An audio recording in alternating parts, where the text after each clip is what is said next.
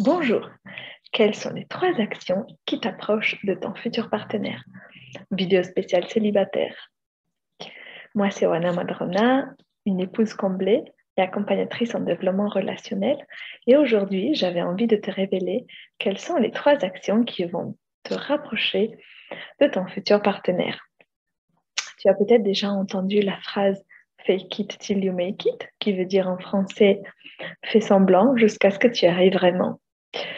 En fait, nous sommes l'ensemble des choses que nous faisons le plus souvent.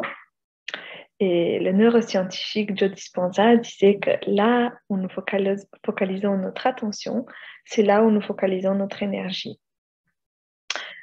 Notre cerveau ne fait pas la différence entre ce qui est réel, virtuel ou imaginaire, d'où l'importance d'acter comme si tu étais déjà en couple, comme si tu vivais déjà ce couple heureux et épanoui au quotidien.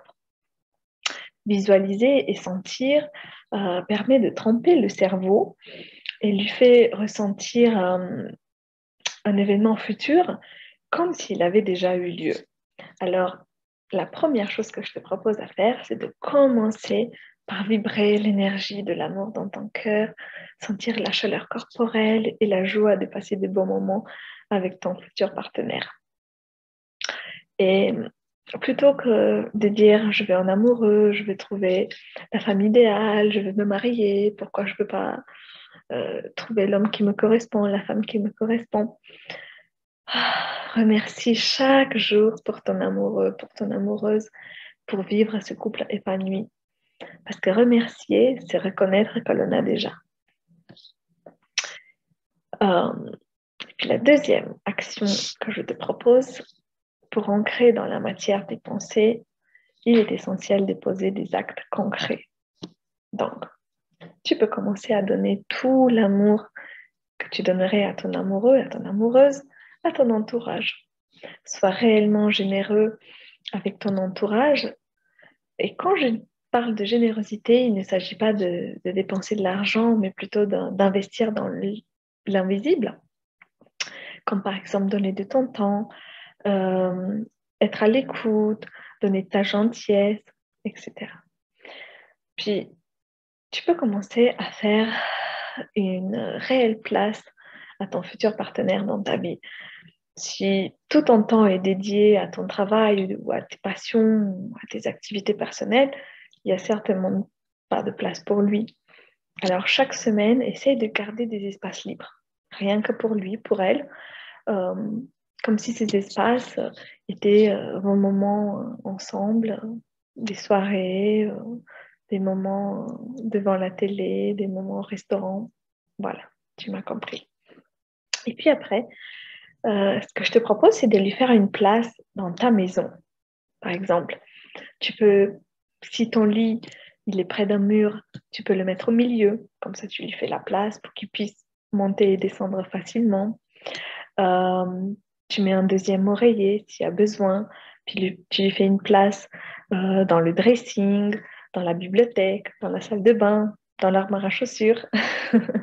Bref, dans toute la maison. C'est très important parce que c'est une façon de montrer à l'univers que tu es prêt, tu es prête à l'accueillir.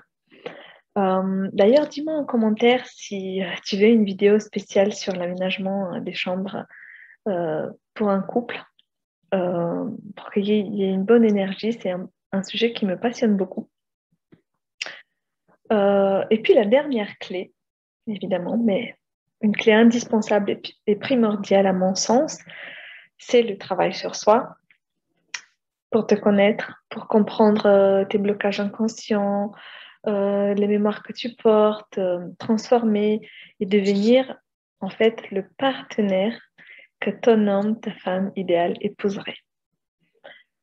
Être capable de se remettre en question, de travailler sur son ego, c'est une façon de montrer que le couple est aujourd'hui ta priorité.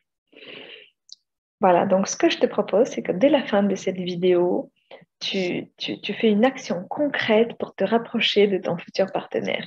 Par exemple, tu peux prendre un rendez-vous avec un thérapeute pour travailler sur toi, commencer à bouger des choses dans la maison, ou tout simplement envoyer un mot gentil à quelqu'un de ton entourage pour lui montrer à quel point il est important dans ta vie. Donc, tu commences à donner, à aimer. Voilà.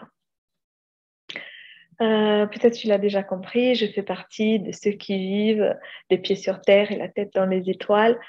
Et pour moi, c'est